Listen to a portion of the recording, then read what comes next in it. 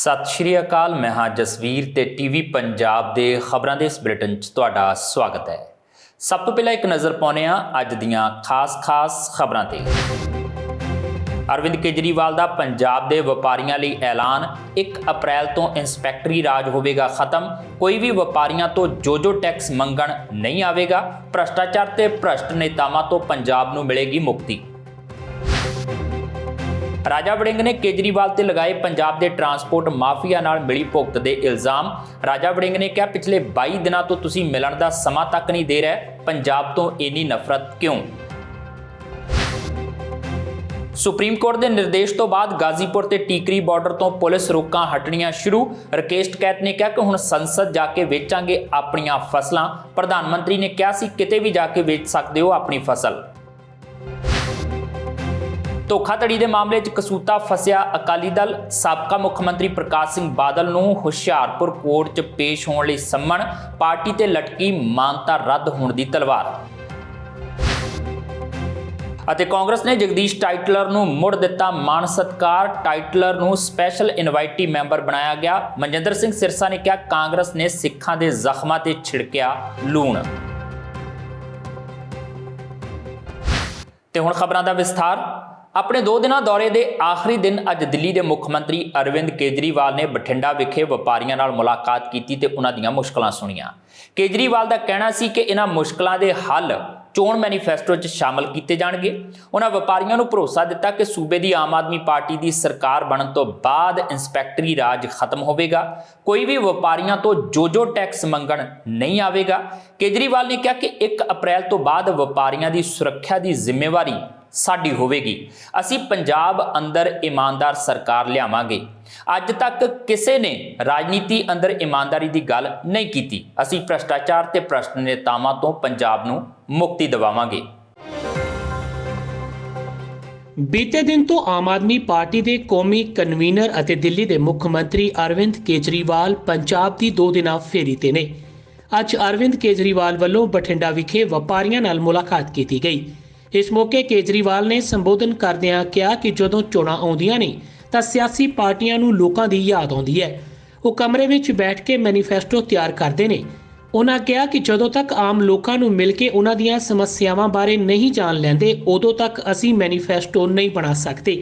असीं 24 घंटे लोकां दे विचकार जाके उन्हां दी समस्या नूं समझण तो बाद मैनीफेस्टो बनाउंदे हां।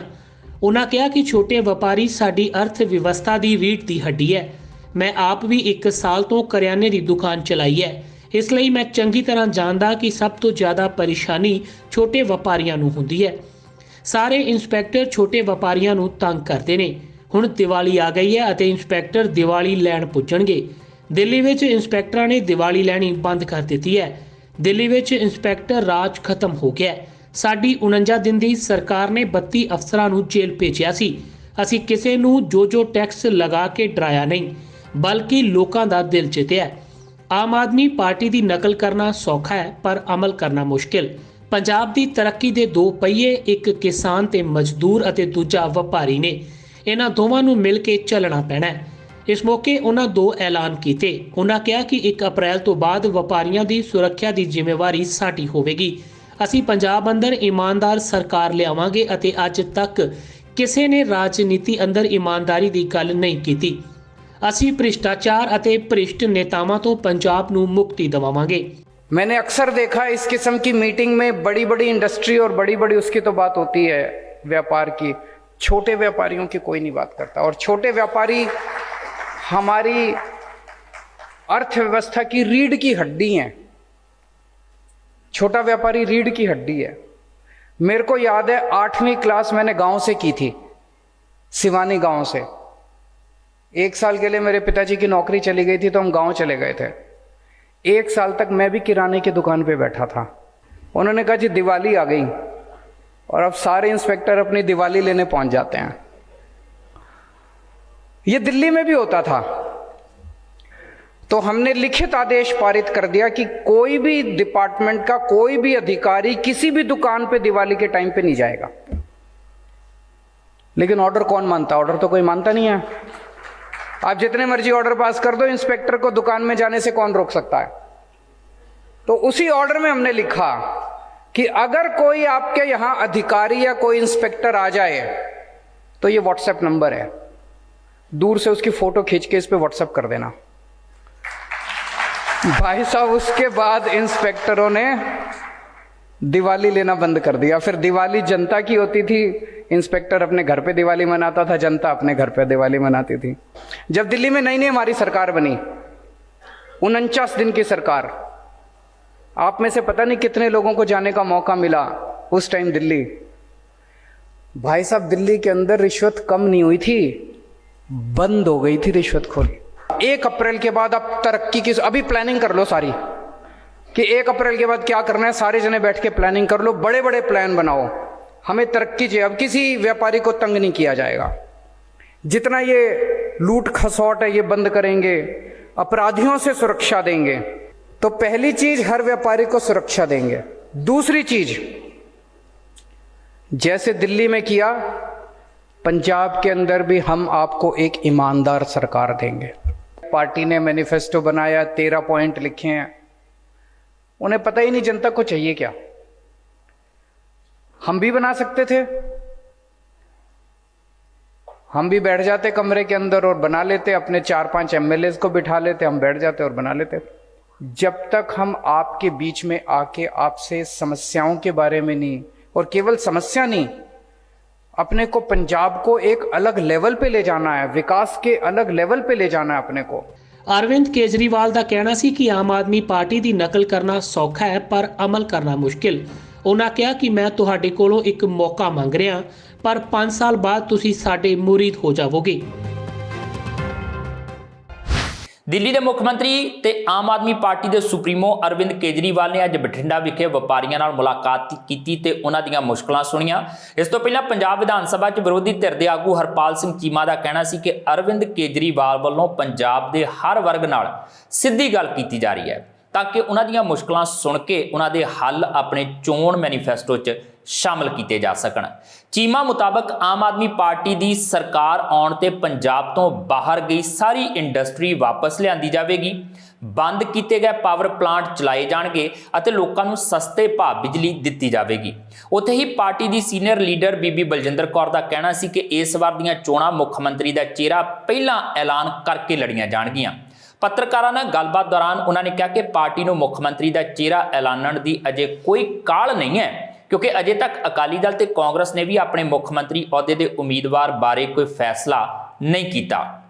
केजरीवाल साहब लंबे अरसे तो पंजाब दे चाहे व्यापारी होण, चाहे किसान होण, चाहे दलित भरा होण, सारिਆਂ ਨੂੰ लगातार पंजाब च मिल रहे हैं कि और फीडबैक लै रहे हैं, इंटरैक्शन कर रहे हैं, डायलॉग कर रहे हैं कि सो बहुत अच्छे रिजल्ट जोड़े है इन्होंने डायलॉग्स के आ रहे हैं कि इंटरैक्शन के आ रहे हैं कि कल मानसा दे विच होया, अज तुहाडे शहर बठिंडा दे विच व्यापारियों दे नाल मिलना गा ताकि व्यापारियों नूं दरपेश जिहड़ियां समस्यावां आ रही ने लंबे अरसे तो उन्हां दा की हल होने चाहिए ने। क्योंकि पंजाब विच जे आपां इंडस्ट्री की गल करिए, व्यापार की गल करिए, पिछले लंबे अरसे तो पुरानियां सारियां सरकारां ने पंजाब का व्यापार तहस नहस करके रख दिता। पंजाब में कोई इंडस्ट्री नवी नहीं लग रही। पंजाब का किसान जिहड़ा वो ऑलरेडी आत्म हत्या कर रहा है। पंजाब दे विच मुलाजम जिहड़े अपने हड़तालों ते ने, पंजाब का हरेक वर्ग जिहड़ा अज एजीटेशन ते उतरिया है, क्योंकि जिन्नियां भी सरकारां हुण तक बणियां ने किसी ने भी किसी भी वर्ग की कोई बाह नहीं फड़ी हैगी। सो अरविंद केजरीवाल जी साडे आम आदमी पार्टी के सुप्रीमो समय समय सिर ਵੱਖ-ਵੱਖ शहरों च आके लोगों तो फीडबैक लै रहे हैं ताकि एक ऐसा डॉकूमेंट तैयार किया जाए, ऐसा मैनीफेस्टो तैयार किया जाए जो 2022 ਦੇ ਵਿੱਚ पंजाब ਵਿੱਚ आम लोगों की आम आदमी पार्टी की सरकार आऊगी तो उन्होंने इनमें लागू किया जाए और पंजाब ਨੂੰ एक बार फिर तो हरिया भरिया पंजाब बनाया जाए। देखो, मुख्यमंत्री का ऐलान आम आदमी पार्टी तो बहुत नवी पार्टी है, बिल्कुल क्लीयर आ कि आम आदमी पार्टी जिहड़ी आ वो इस बारी दी इलैक्शन सीएम अनाउंस करके लड़ूगी। पर सवाल मेरे ख्याल उन्होंने ताईं बनदा ਜਿਹੜੇ ਆਪਦੇ ਪਰਿਵਾਰਾਂ 'ਚੋਂ ਸੀਐਮ ਦਾ ਚਿਹਰਾ ਦਿੰਦੇ ਆ। ਭਾਵੇਂ ਹਰਸਿਮਰਤ ਕੌਰ ਬਾਦਲ ਦੀ ਗੱਲ ਕਦੇ ਚੱਲਦੀ ਹੈ, ਕਦੇ ਉਹ ਕਹਿ ਦਿੰਦੇ ਆ ਵੱਡੇ ਬਾਦਲ ਸਾਹਿਬ, ਫਿਰ ਕਹਿ ਦਿੰਦੇ ਉਹ ਬਿਮਾਰ ਆ, ਅਸੀਂ ਸੁਖਬੀਰ ਜੀ ਜਿਹੜੇ ਇਲੈਕਸ਼ਨ ਸੀਐਮ ਫੇਸ ਹੋਣਗੇ। ਸੋ ਪਹਿਲਾਂ ਤਾਂ ਹੱਕ ਉਹਨਾਂ ਦਾ ਬਣਦਾ ਜਿਹੜੀਆਂ ਇੰਨੀਆਂ ਪੁਰਾਣੀਆਂ ਪਾਰਟੀਆਂ ਨੇ। ਕਾਂਗਰਸ ਵਾਲਿਆਂ ਨੂੰ ਨਹੀਂ ਪਤਾ ਹਾਲੇ ਕਿ ਉਹਨਾਂ ਦਾ ਸੀਐਮ ਚਿਹਰਾ ਕੌਣ ਹੋਊਗਾ। ਉਹ ਹੀ ਆਪਸ ਦੀ ਲੜਾਈ ਦੇ ਵਿੱਚ ਉਲਝੇ ਪਏ ਆ, ਆਪਣੀ ਸੱਤਾ ਨੂੰ ਬਚਾਉਣ ਦੇ ਵਿੱਚ ਉਲਝੇ ਪਏ ਆ। ਸੋ ਆਮ ਆਦਮੀ ਪਾਰਟੀ ਬੜੀ ਕਲੀਅਰਲੀ ਸੀਐਮ ਫੇਸ ਦੇਖ ਕੇ ਜਿਹੜੀ ਇਸ ਵਾਰ ਦੀ ਇਲੈਕਸ਼ਨ ਕੰਟੈਸਟ ਕਰੋ। ਉਧਰ ਪੰਜਾਬ ਦੇ ਟਰਾਂਸਪੋਰਟ ਮੰਤਰੀ ਅਮਰਿੰਦਰ ਸਿੰਘ ਰਾਜਾ ਵੜਿੰਗ ਨੇ ਅਰਵਿੰਦ ਕੇਜਰੀਵਾਲ ਦੀ ਪੰਜਾਬ ਫੇਰੀ ਤੇ ਸਵਾਲ ਚੁੱਕੇ ਨੇ। ਰਾਜਾ ਵੜਿੰਗ ਨੇ ਇੱਕ ਟਵੀਟ ਰਾਹੀਂ ਕੇਜਰੀਵਾਲ ਤੇ ਨਿਸ਼ਾਨਾ ਵਿੰਨ੍ਹਦਿਆਂ ਕਿਹਾ ਕਿ ਤੁਸੀਂ ਇੱਕ ਵਾਰ ਫਿਰ ਜੁਮਲਿਆਂ ਦੀ ਵਾਛੜ ਕਰਨ ਲਈ ਪੰਜਾਬ ਦੀ ਧਰਤੀ ਤੇ ਆਏ ਹੋ, ਪਰ ਤੁਹਾਡੇ ਵੱਲੋਂ ਪੰਜਾਬ ਦੇ ਅਸਲ ਮੁੱਦੇ ਨਜ਼ਰ ਅੰਦਾਜ਼ ਕੀਤੇ ਜਾ ਰਹੇ ਨੇ। ਪਿਛਲੇ 22 ਦਿਨ ਤੋਂ ਤੁਸੀਂ ਮਿਲਣ ਦਾ ਸਮਾਂ ਨਹੀਂ ਦੇ ਰਹੇ ਤੇ ਪੰਜਾਬ ਦੇ ਟਰਾਂਸਪੋਰਟ ਮਾਫੀਆ ਦਾ ਸਾਥ ਦੇ ਰਹੇ ਹੋ। ਰਾਜਾ ਵੜਿੰਗ ਨੇ ਅੱਗੇ ਲਿਖਿਆ, ਪੰਜਾਬ ਦੇ ਲੋਕਾਂ ਨਾਲ ਇੰਨੀ ਨਫ਼ਰਤ ਕਿਉਂ? ਦੱਸ ਦਈਏ ਕਿ ਰਾਜਾ ਵੜਿੰਗ ਨੇ ਪੰਜਾਬ ਰੋਡਵੇਜ਼ ਦੀਆਂ ਬੱਸਾਂ ਦਿੱਲੀ 에ਅਰਪੋਰਟ ਤੱਕ ਜਾਣ ਦੀ ਇਜਾਜ਼ਤ ਵਾਸਤੇ ਕੇਜਰੀਵਾਲ ਤੋਂ ਮੁਲਾਕਾਤ ਦਾ ਸਮਾਂ ਮੰਗਿਆ ਸੀ, ਪਰ ਦਿੱਲੀ ਸਰਕਾਰ ਨੇ ਅਜੇ ਤੱਕ ਰਾਜਾ ਵੜਿੰਗ ਨੂੰ ਮਿਲਣ ਦਾ ਸਮਾਂ ਨਹੀਂ ਦਿੱਤਾ। ਸੁਪਰੀਮ ਕੋਰਟ ਦੇ ਨਿਰਦੇਸ਼ਾਂ ਤੋਂ ਬਾਅਦ ਦਿੱਲੀ ਪੁਲਿਸ ਨੇ ਗਾਜ਼ੀਪੁਰ ਤੇ ਟਿਕਰੀ ਬਾਰਡਰ ਨੂੰ ਖੋਲ੍ਹਣਾ ਸ਼ੁਰੂ ਕਰ ਦਿੱਤਾ ਹੈ। ਹਾਈਵੇ ਤੇ ਲਗਾਏ ਗਏ ਬੈਰੀਕੇਡ ਅਤੇ ਲੋਹੇ ਦੀਆਂ ਕਿੱਲਾਂ ਹਟਾਈਆਂ ਜਾ ਰਹੀਆਂ ਨੇ। ਇਸ ਤੇ ਪ੍ਰਤੀਕਿਰਿਆ ਦਿੰਦਿਆਂ ਕਿਸਾਨ ਆਗੂ ਰਕੇਸ਼ ਟਕੈਤ ਨੇ ਕਿਹਾ ਕਿ ਪੁਲਿਸ ਨੇ ਹੀ ਦਿੱਲੀ ਜਾਣ ਦੇ ਸਾਰੇ ਰਸਤੇ ਬੰਦ ਕੀਤੇ ਸਨ ਤੇ ਹੁਣ ਪੁਲਿਸ ਹੀ ਇਹਨਾਂ ਰਸਤਿਆਂ ਨੂੰ ਖੋਲ ਰਹੀ ਹੈ। ਇਸ ਵਿੱਚ ਕਿਸਾਨਾਂ ਦੀ ਕੋਈ ਜਿੱਤ ਨਹੀਂ। ਕਿਸਾਨਾਂ ਦਾ ਅੰਦੋਲਨ ਖੇਤੀ ਕਾਨੂੰਨ ਰੱਦ ਕਰਵਾਉਣ ਲਈ ਹੈ। ਕਿਸਾਨ ਰਸਤਿਆਂ ਨੂੰ ਖੁਲਵਾਉਣ ਲਈ ਅੰਦੋਲਨ ਨਹੀਂ ਕਰ ਰਹੇ। ਟਕੈਤ ਨੇ ਕਿਹਾ ਕਿ ਦਿੱਲੀ ਦਾ ਰਾਹ ਖੁੱਲਣ ਤੋਂ ਬਾਅਦ ਟਰੈਕਟਰ ਟਰਾਲੀਆਂ ਸੰਸਦ ਭਵਨ ਤੱਕ ਜਾਣਗੇ ਤੇ ਉੱਥੇ ਕਿਸਾਨਾਂ ਵੱਲੋਂ ਆਪਣੀ ਫਸਲ ਵੇਚੀ ਜਾਵੇਗੀ। ਟਕੈਤ ਮੁਤਾਬਕ ਪ੍ਰਧਾਨ ਮੰਤਰੀ ਮੋਦੀ ਨੇ ਹੀ ਕਿਹਾ ਸੀ ਕਿ ਕਿਸਾਨ ਆਪਣੀ ਫਸਲ ਦੇਸ਼ ਦੇ ਕਿਸੇ ਵੀ ਹਿੱਸੇ 'ਚ ਵੇਚ ਸਕਦੇ ਨੇ। ਹਾਲਾਂਕਿ ਰਕੇਸ਼ ਟਕੈਤ ਨੇ ਇਹ ਵੀ ਕਿਹਾ ਕਿ ਅਜਿਹਾ ਕੋਈ ਵੀ ਕਦਮ ਚੁੱਕਣ ਤੋਂ ਪਹਿਲਾਂ ਸੰਯੁਕਤ ਕਿਸਾਨ ਮੋਰਚੇ ਦੀ ਸਲਾਹ ਜ਼ਰੂਰ ਲਈ ਜਾਵੇਗੀ। वो दीवार हटा रहे, जो उन्होंने दीवार चीनी थी वो हटा रहे और रास्ते खुलेंगे। भाई हम भी अपनी फसल बेचने पार्लियामेंट पर जाएंगे, रास्ते खुलेंगे तो जाएंगे हम भी। और संयुक्त मोर्चा क्या फैसला करेगा उस पर करेंगे। रास्ते तो खुलने ही चाह। हम भी तो 11 महीने से बैठे कि हमें दिल्ली जाना था, नहीं जाने दिया। फसल बेचेंगे अपनी, हमारे ट्रैक्टर जाएंगे। हमारे पे कोई आरोप नहीं लग रहे, ना हमने रास्ते रोक रखे। ठीक है, हम भी दिल्ली चलेंगे अपना ताम झाम लेके। पहले भी हट रहे हैं। कोई आदमी ऐसा नहीं है कि जो मुजफ्फरनगर से, मेरठ से या बाहर से चला वो दिल्ली ना गया हो। ठीक है, ना रास्ते हमने रोक रखे, यहाँ वो आज भी लोग आ जा रहे हैं। जब ये हट जाएंगे क्या होगा तो उसके बाद हम अपना बयान देंगे। कोई हार जीत किसी की नहीं, रास्ते की थोड़ा हमारी कोई लड़ाई है। हमारी लड़ाई है 3 काले कानून की, उसकी लड़ाई है। अब सरकार को कुछ और नहीं मिला, कह लगा भाई रास्तों में वो कर लो। कोई रास्ते, हम रास्ते रोकने वाले लोग हैं, ये हमारा रास्ते रोकने का उसका काम है। हमारा है, प्रधानमंत्री ने कहा कि अपनी फसल कहीं पे भी बेच लो। जिन किसान की फसल नहीं बिक रही हम उसको बताएंगे, उसको कहाँ जाना है, क्या करना है, पूरा सब लोग इकट्ठे होकर जब बताएंगे। ਪੰਜਾਬ ਤੇ ਹਰਿਆਣਾ ਹਾਈ ਕੋਰਟ ਨੇ ਗੁਰਮੀਤ ਰਾਮ ਰਹੀਮ ਦੇ ਪ੍ਰੋਡਕਸ਼ਨ ਵਾਰੰਟ ਨੂੰ ਰੱਦ ਕਰ ਦਿੱਤਾ ਹੈ। ਅਦਾਲਤ ਨੇ ਕਿਹਾ ਕਿ ਪੰਜਾਬ ਪੁਲਿਸ ਸੁਨਾਰੀਆ ਜੇਲ੍ਹ 'ਚ ਜਾ ਕੇ ਜਾਂ ਵੀਡੀਓ ਕਾਨਫਰੈਂਸਿੰਗ ਰਾਹੀਂ ਰਾਮ ਰਹੀਮ ਤੋਂ ਪੁੱਛਗਿੱਛ ਕਰ ਸਕਦੀ ਹੈ। ਪੰਜਾਬ 'ਚ 2015 ਦੇ ਬਰਗਾੜੀ ਵਿਖੇ ਹੋਏ ਬੀੜ ਸਾਹਿਬ ਚੋਰੀ ਮਾਮਲੇ 'ਚ ਵਿਸ਼ੇਸ਼ ਜਾਂਚ ਟੀਮ ਨੇ ਰਾਮ ਰਹੀਮ ਦੇ ਨਾਮ ਦਾ ਪ੍ਰੋਡਕਸ਼ਨ ਵਾਰੰਟ ਕੋਟਕਪੂਰਾ ਕੋਰਟ ਤੋਂ ਹਾਸਲ ਕੀਤਾ ਸੀ। ਰਾਮ ਰਹੀਮ ਪਹਿਲਾਂ ਹੀ ਕਤਲ ਤੇ ਬਲਾਤਕਾਰ ਦੇ ਮਾਮਲੇ 'ਚ ਰੋਹਤਕ ਦੀ ਸੁਨਾਰੀਆ ਜੇਲ੍ਹ 'ਚ ਸਜ਼ਾ ਕੱਟ ਰਿਹਾ ਹੈ। ਰਾਮ ਰਹੀਮ ਨੇ ਕੋਟਕਪੂਰਾ ਕੋਰਟ ਦੇ ਆਦੇਸ਼ਾਂ ਨੂੰ ਹਾਈ ਕੋਰਟ 'ਚ ਚੁਣੌਤੀ ਦਿੱਤੀ। ਗੁਰਮੀਤ ਰਾਮ ਰਹੀਮ ਦੀ ਵਕੀਲ ਕਨਿਕਾ ਆਹੂਜਾ ਨੇ ਕਿਹਾ ਕਿ ਗੁਰਮੀਤ ਰਾਮ ਰਹੀਮ ਪਹਿਲਾਂ ਹੀ ਜੇਲ੍ਹ 'ਚ ਬੰਦ ਹੈ, ਅਜਿਹੇ 'ਚ ਇਸ ਮਾਮਲੇ 'ਚ ਹੋਰ ਗ੍ਰਿਫਤਾਰੀ ਨਹੀਂ ਬਣਦੀ। ਦੱਸ ਦਈਏ ਕਿ ਪਿਛਲੇ ਸਾਲ ਜੁਲਾਈ 'ਚ ਰਾਮ ਰਹੀਮ ਨੂੰ ਇਸ ਮਾਮਲੇ 'ਚ ਨਾਮਜ਼ਦ ਕੀਤਾ ਗਿਆ ਸੀ। ਇਸ ਕੇਸ 'ਚ ਰਾਮ ਰਹੀਮ ਨੂੰ ਸਮੇਤ ਕੁੱਲ 11 ਆਰੋਪੀਆਂ ਨੂੰ ਨਾਮਜ਼ਦ ਕੀਤਾ ਗਿਆ ਹੈ, ਜਿਨ੍ਹਾਂ 'ਚ ਇੱਕ ਮਹਿੰਦਰਪਾਲ ਬਿੱਟੂ ਦਾ ਜੇਲ੍ਹ 'ਚ ਕਤਲ ਕਰ ਦਿੱਤਾ ਗਿਆ ਸੀ। हमने 2 पिटिशंस डाली थी। First petition was to quash this impugned order which is the production warrant. तो जो प्रोडक्शन वारंट इशू किया था 25 अक्टूबर की डेट में, और उस प्रोडक्शन वारंट को कल की डेट थी कि कल 29 तारीख को संत राम रहीम को रोहतक जेल से फरीदकोट लेकर जाना है। ये प्रोडक्शन वारंट था। हमने इसकी लीगैलिटी पे क्वेश्चन किया था कि 267 CRPC में जो ये प्रोडक्शन वारंट इशू किया है ये गलत है, ये लीगल ऑर्डर है, और हमने ऑर्डर की क्वेश्चन और स्टे ऑफ ऑर्डर को प्रे किया था क्वेश्चन। दूसरी पिटिशन डाली थी एंटिसिपेटरी बेल की, जिस FIR नंबर 63 में जो सैक्रिलेज केस की है, उस FIR नंबर 63 में क्योंकि वो अरेस्ट करना चाहते हैं, इसमें सबसे बड़ी बात ये थी कि जो एप्लीकेशन SIT ने डाली उस एप्लीकेशन में क्लियर लिखा है कि इस एक्यूज को हमें रोहतक जेल से फरीदकोट लेके आना है क्योंकि हमें अरेस्ट करना है। सो ये अरेस्ट करने का जो प्रोविजन है ये 267 में आप अरेस्ट के लिए नहीं प्रोड्यूस कर सकते। ये हमारा लीगैलिटी पे फर्स्ट क्वेश्चन था। सेकेंड वॉज कि एंटिसिपेटरी बेल है। ये FIR 6 साल पुरानी है और संत राम रहीम को इन्होंने जो नॉमिनेट किया था इस FIR में, इट वॉज ऑन 6 जुलाई 2020। तो हमारा ये था कि for 1 year and 6 months the SIT did nothing, और अभी इन्होंने एप्लीकेशन लगा के इतनी अर्जेंसी कुछ नहीं है अरेस्ट की, so the case is not for arrest also. So अब फाइनली वो फरीदकोट नहीं आए। हाँ, अभी कोर्ट ने ये ऑर्डर किया है कि अगर SIT को इन्वेस्टिगेट करना है, वो जेल में जाके, रोहतक जेल में जाके वहीं इंटेरोगेट करेंगे, उनको वहाँ नहीं ले जाया जाएगा, फरीदकोट नहीं ले जाया जाएगा। Right now this court has ordered. Hoshiarpur ਅਦਾਲਤ ਵੱਲੋਂ ਸ਼੍ਰੋਮਣੀ ਅਕਾਲੀ ਦਲ ਦੇ ਸਰਪ੍ਰਸਤ ਤੇ ਸਾਬਕਾ ਮੁੱਖ ਮੰਤਰੀ ਪ੍ਰਕਾਸ਼ ਸਿੰਘ ਬਾਦਲ ਨੂੰ 28 ਨਵੰਬਰ ਨੂੰ ਪੇਸ਼ ਹੋਣ ਲਈ ਸੰਮਣ ਭੇਜੇ ਗਏ ਨੇ।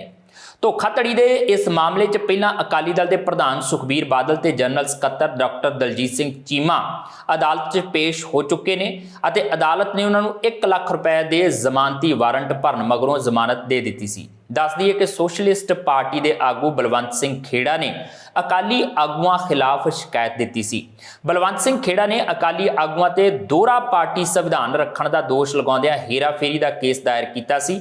ਬਲਵੰਤ ਖੇੜਾ ਦਾ ਕਹਿਣਾ ਸੀ ਕਿ ਇਹ ਕੇਸ ਪਿਛਲੇ ਲੰਬੇ ਸਮੇਂ ਤੋਂ ਲਟਕ ਰਿਹਾ ਹੈ। ਉਹਨਾਂ ਮੁਤਾਬਕ ਧੋਖਾਧੜੀ ਦੇ ਇਸ ਮਾਮਲੇ 'ਚ ਬਾਦਲਾਂ ਨੂੰ 7 ਸਾਲ ਦੀ ਸਜ਼ਾ ਤੇ 5 ਲੱਖ ਰੁਪਏ ਤੱਕ ਦਾ ਜੁਰਮਾਨਾ ਹੋ ਸਕਦਾ ਹੈ। ਦੱਸ ਦਈਏ ਕਿ ਹਾਈ ਕੋਰਟ ਦੇ ਨਿਰਦੇਸ਼ਾਂ ਤੋਂ ਬਾਅਦ ਇਸ ਮਾਮਲੇ ਦੀ ਸੁਣਵਾਈ ਹੁਸ਼ਿਆਰਪੁਰ ਅਦਾਲਤ 'ਚ ਕੀਤੀ ਜਾ ਰਹੀ ਹੈ, ਜਿਸ ਵਿੱਚ ਹੁਣ ਪ੍ਰਕਾਸ਼ ਸਿੰਘ ਬਾਦਲ ਨੂੰ 28 ਨਵੰਬਰ ਨੂੰ ਪੇਸ਼ ਹੋਣ ਲਈ ਕਿਹਾ ਗਿਆ ਹੈ। ਹੁਸ਼ਿਆਰਪੁਰ ਅਦਾਲਤ ਵੱਲੋਂ ਸ਼੍ਰੋਮਣੀ ਅਕਾਲੀ ਦਲ ਦੇ ਸਰਪ੍ਰਸਤ ਤੇ ਸਾਬਕਾ ਮੁੱਖ ਮੰਤਰੀ ਪ੍ਰਕਾਸ਼ ਸਿੰਘ ਬਾਦਲ ਨੂੰ 28 ਨਵੰਬਰ ਨੂੰ ਪੇਸ਼ ਹੋਣ ਲਈ ਸੰਮਨ ਭੇਜੇ ਗਏ ਨੇ। ਧੋਖਾਧੜੀ ਦੇ ਇਸ ਮਾਮਲੇ 'ਚ ਪਹਿਲਾਂ ਅਕਾਲੀ ਦਲ ਦੇ ਪ੍ਰਧਾਨ ਸੁਖਬੀਰ ਸਿੰਘ ਬਾਦਲ ਤੇ ਜਨਰਲ ਸਕੱਤਰ ਡਾਕਟਰ ਦਲਜੀਤ ਸਿੰਘ ਚੀਮਾ ਅਦਾਲਤ 'ਚ ਪੇਸ਼ ਹੋ ਚੁੱਕੇ ਨੇ ਅਤੇ ਅਦਾਲਤ ਨੇ ਉਹਨਾਂ ਨੂੰ 1 ਲੱਖ ਰੁਪਏ ਦੇ ਜ਼ਮਾਨਤੀ ਵਾਰੰਟ ਭਰਨ ਮਗਰੋਂ ਜ਼ਮਾਨਤ ਦੇ ਦਿੱਤੀ ਸੀ। ਦੱਸ ਦਈਏ ਕਿ ਸੋਸ਼ਲਿਸਟ ਪਾਰਟੀ ਦੇ ਆਗੂ ਬਲਵੰਤ ਸਿੰਘ ਖੇੜਾ ਨੇ ਅਕਾਲੀ ਆਗੂਆਂ ਖਿਲਾਫ ਸ਼ਿਕਾਇਤ ਦਿੱਤੀ ਸੀ। ਬਲਵੰਤ ਸਿੰਘ ਖੇੜਾ ਨੇ ਅਕਾਲੀ ਆਗੂਆਂ ਉੱਤੇ ਦੋਹਰਾ ਪਾਰਟੀ ਸੰਵਿਧਾਨ ਰੱਖਣ ਦਾ ਦੋਸ਼ ਲਗਾਉਂਦਿਆਂ ਹੇਰਾਫੇਰੀ ਦਾ ਕੇਸ ਦਾਇਰ ਕੀਤਾ ਸੀ। ਬਲਵੰਤ ਖੇੜਾ ਦਾ ਕਹਿਣਾ ਸੀ ਕਿ ਇਹ ਕੇਸ ਪਿਛਲੇ ਲੰਬੇ ਸਮੇਂ ਤੋਂ ਲਟਕ ਰਿਹਾ ਹੈ। ਉਹਨਾਂ ਮੁਤਾਬਕ ਧੋਖਾਧੜੀ ਦੇ ਇਸ ਮਾਮਲੇ 'ਚ ਬਾਦਲਾਂ ਨੂੰ 7 ਸਾਲ ਦੀ ਸਜ਼ਾ ਤੇ 5 ਲੱਖ ਰੁਪਏ ਤੱਕ ਦਾ ਜੁਰਮਾਨਾ ਹੋ ਸਕਦਾ ਹੈ। ਹਾਈ ਕੋਰਟ ਦੇ ਨਿਰਦੇਸ਼ਾਂ ਤੋਂ ਬਾਅਦ ਇਸ ਮਾਮਲੇ ਦੀ ਸੁਣਵਾਈ ਹੁਸ਼ਿਆਰਪੁਰ ਅਦਾਲਤ 'ਚ ਕੀਤੀ ਜਾ ਰਹੀ ਹੈ, ਜਿਸ ਵਿੱਚ ਹੁਣ ਪ੍ਰਕਾਸ਼ ਸਿੰਘ ਬਾਦਲ ਨੂੰ 28 ਨਵੰਬਰ ਨੂੰ ਪੇਸ਼ ਹੋਣ ਲਈ ਕਿਹਾ ਗਿਆ ਹੈ। ਬਲਵੰਤ ਖੇੜਾ ਮੁਤਾਬਕ ਦੇਸ਼ ਦੇ ਇਤਿਹਾਸ 'ਚ ਇਹ ਪਹਿਲੀ ਵਾਰ ਹੋਵੇਗਾ ਜਦ ਕਿਸੇ ਸਿਆਸੀ ਪਾਰਟੀ ਦੀ ਮਾਨਤਾ ਰੱਦ ਕੀਤੀ ਜਾਵੇਗੀ। ਅਕਾਲੀ ਦਲ ਨੂੰ ਪੁੱਠਾ ਟੰਗਿਆ ਕਈ ਸਾਲਾਂ ਤੋਂ। ਕੱਲ ਰੁਪਿੰਦਰ ਸਿੰਘ ਹੁਣੇ ACGM ਦੀ ਅਦਾਲਤ ਦੇ ਵਿੱਚ ਸਾਰੀਆਂ ਤਰ੍ਹਾਂ ਦੇ ਵਕੀਲ ਪੇਸ਼ ਹੋਏ ਤੇ ਪਹਿਲਾਂ ਜੱਜ ਨੇ ਕਿਹਾ ਵੀ ਸਾਨੂੰ ਆਰਡਰ ਕੀਤਾ ਵੀ ਤੁਸੀਂ ਹੁਣ ਆਪਣੀਆਂ ਗਵਾਹੀਆਂ ਬਾਕੀ ਪੇਸ਼ ਕਰੋ, ਲੇਕਿਨ BS ਰਿਆੜ ਸਾਹਿਬ ਜਿਹੜੇ ਕਿ ਸੀਨੀਅਰ ਐਡਵੋਕੇਟ ਹੈ ਉਹਨਾਂ ਨੇ ਇੰਟਰਵੀਨ ਕੀਤਾ, ਜੱਜ ਸਾਹਿਬ ਤੁਸੀਂ ਨਹੀਂ ਇੱਦਾਂ ਕਰ ਸਕਦੇ, ਹਾਲੇ 2 ਦੋਸ਼ੀ ਹਾਜ਼ਰ ਹੋਏ ਆ, ਤੀਜਾ ਦੋਸ਼ੀ ਆਇਆ ਨਹੀਂ, ਪ੍ਰਕਾਸ਼ ਸਿੰਘ ਬਾਦਲ ਨੂੰ ਪਹਿਲਾਂ ਸੱਦੋ। ਉਹ ਫਿਰ ਉਹਨਾਂ ਨੇ 28 ਤਰੀਕ ਜਾਂ ਉਸ ਤੋਂ ਪਹਿਲਾਂ ਉਹਨੂੰ ਜ਼ਮਾਨਤ ਕਰਾਉਣ ਦੇ ਆਰਡਰ ਕਰ ਦਿੱਤੇ। 1999 ਵਿੱਚ ਸਾਰੀਆਂ ਪਾਰਟੀਆਂ ਨੇ ਆਪਣੀ ਮਾਨਤਾ ਲੈਣ ਲਈ ਕਾਗਜ਼ ਭੇਜੇ। ਪ੍ਰਕਾਸ਼ ਸਿੰਘ ਬਾਦਲ ਨੇ ਇਹਨਾਂ ਦੇ ਜਿਹੜੇ ਕਾਗਜ਼ ਭੇਜੇ ਆਪਣਾ ਅਸਲੀ ਵਿਧਾਨ ਲੁਕੋ ਲਿਆ, ਜਾਲੀ ਕਾਗਜ਼ ਤਿਆਰ ਕਰਕੇ ਭੇਜਤੇ ਇਲੈਕਸ਼ਨ ਕਮਿਸ਼ਨ ਨੂੰ। ਉਹ ਸਾਨੂੰ ਪਤਾ ਲੱਗ ਗਿਆ, ਫਿਰ ਅਸੀਂ ਹੁਣ ਫੜ ਲਏ ਆ, ਇਹਨਾਂ ਨੂੰ ਸਜ਼ਾਵਾਂ ਵੀ ਹੋਣਗੀਆਂ, ਜੇਲ੍ਹ ਵੀ ਜਾਣਗੇ। ਪੁਰਾਣਾ ਚੱਲ ਰਿਹਾ ਜੀ, ਉਹ ਤੇ ਕਈ ਵਾਰ ਦੱਸਿਆ ਤੁਹਾਨੂੰ ਕਿ ਇੱਕ ਡਾਕੂਮੈਂਟ ਇਹਨਾਂ ਨੇ ਲੌਂਗ ਟਾਈਮ ਬੈਕ ਦਿੱਤਾ ਸੀ, ਜਿਹੜਾ ਕਿ ਉਹ ਇਹਨਾਂ ਨੇ ਲਿਖ ਕੇ ਇੱਕ ਅੰਡਰਟੇਕਿੰਗ ਦਿੱਤੀ ਸੀ ਕਿ ਸਾਡੀ ਸੈਕੂਲਰ ਪਾਰਟੀ ਹੈ। ਉਹ ਇਹਨਾਂ ਦਾ ਜਿਹੜਾ ਪੁਰਾਣਾ ਕੌਂਸਟੀਟਿਊਸ਼ਨ ਸੀ ਉਹਦੇ ਵਿੱਚ ਵਰਡ ਸੈਕੂਲਰ ਹੈ ਨਾ ਸੀ, ਉਹ ਇਹਨਾਂ ਨੇ ਅਮੈਂਡਮੈਂਟ ਲੇਟਰ ਔਨ ਕੀਤੀ। ਤੋ 89 ਦੀ ਗੱਲ ਹੈ ਸ਼ਾਇਦ, 89 ਦੇ ਵਿੱਚ ਇਹਨਾਂ ਨੇ ਅੰਡਰਟੇਕਿੰਗ ਦੇ ਦਿੱਤੀ। ਉਹ ਲੰਬੀ ਕਹਾਣੀ ਹੈ।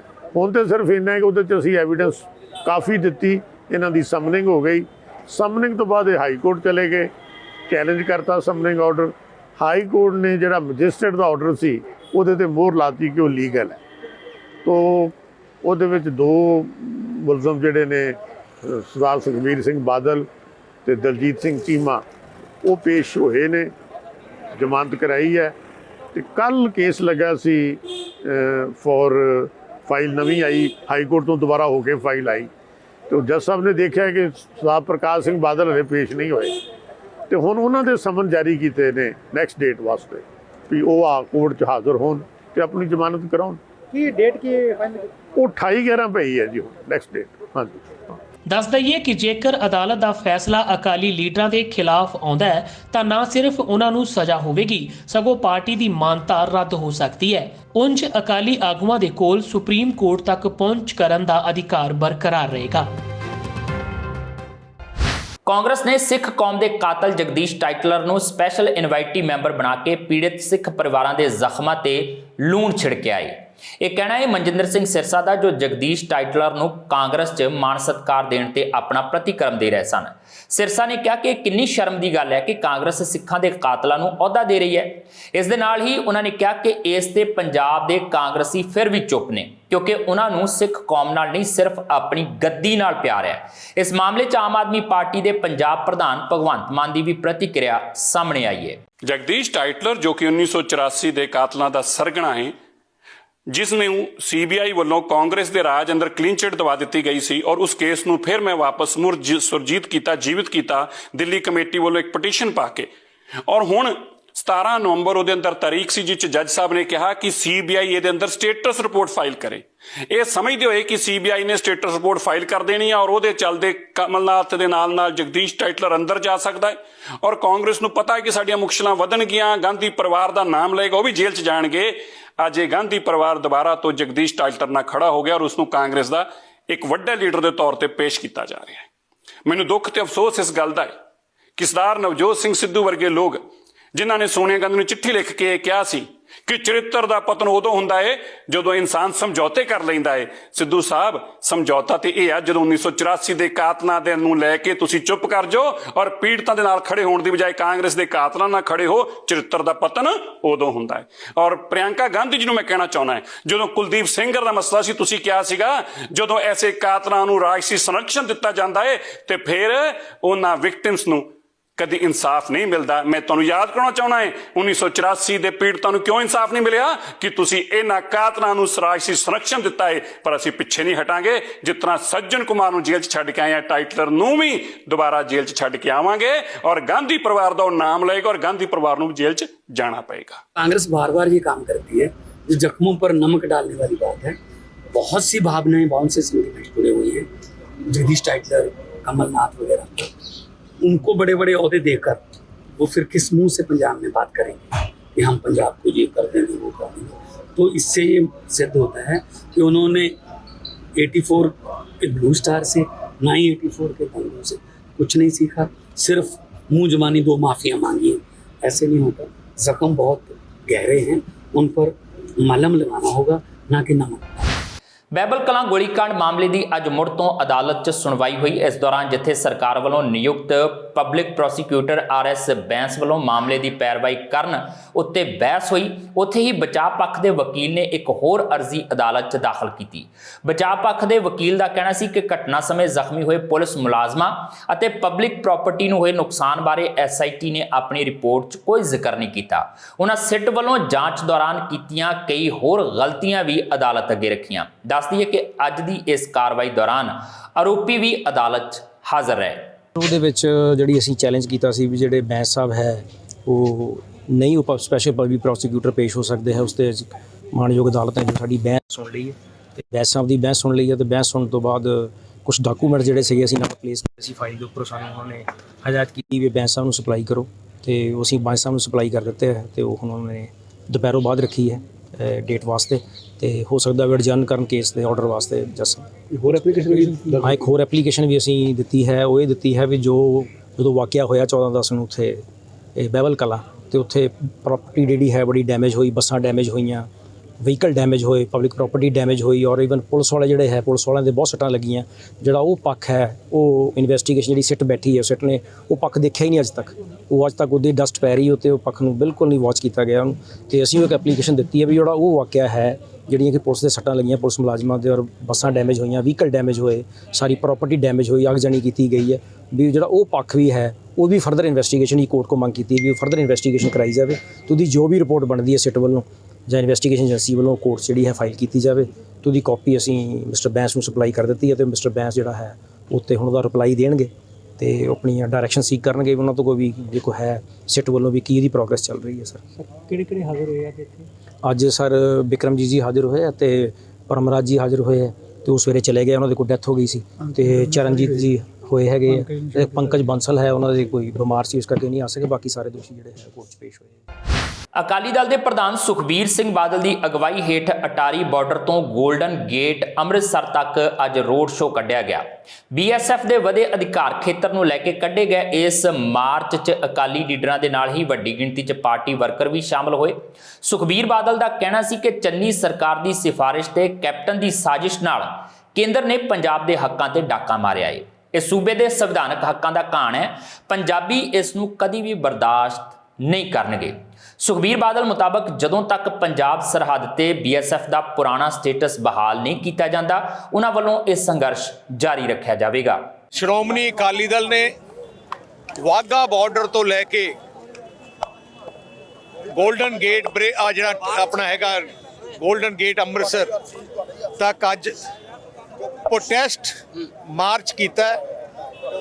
ਮਾਝੇ ਦੀ ਧਰਤੀ ਦੇ ਪ੍ਰੋਟੈਸਟ ਕੀਤਾ ਗਿਆ ਹੈ ਕਿਉਂਕਿ ਜੋ ਚੰਨੀ ਸਰਕਾਰ ਨੇ, ਕਾਂਗਰਸ ਸਰਕਾਰ ਨੇ ਦਿੱਲੀ ਦੀ ਸਰਕਾਰ ਨੂੰ ਇਜਾਜ਼ਤ ਦਿੱਤੀ ਕਿ ਤੁਸੀਂ 50 ਕਿਲੋਮੀਟਰ ਤੱਕ ਪੰਜਾਬ ਵਿੱਚ ਤੁਸੀਂ ਆਪਣਾ ਕੰਟਰੋਲ ਕਰ ਲਓ, ਉਹਦੇ ਵਿਰੋਧ ਵਿੱਚ ਅੱਜ ਪੰਜਾਬ ਦੀ ਜਨਤਾ ਨੇ ਵਿਰੋਧ ਕੀਤਾ ਹੈ।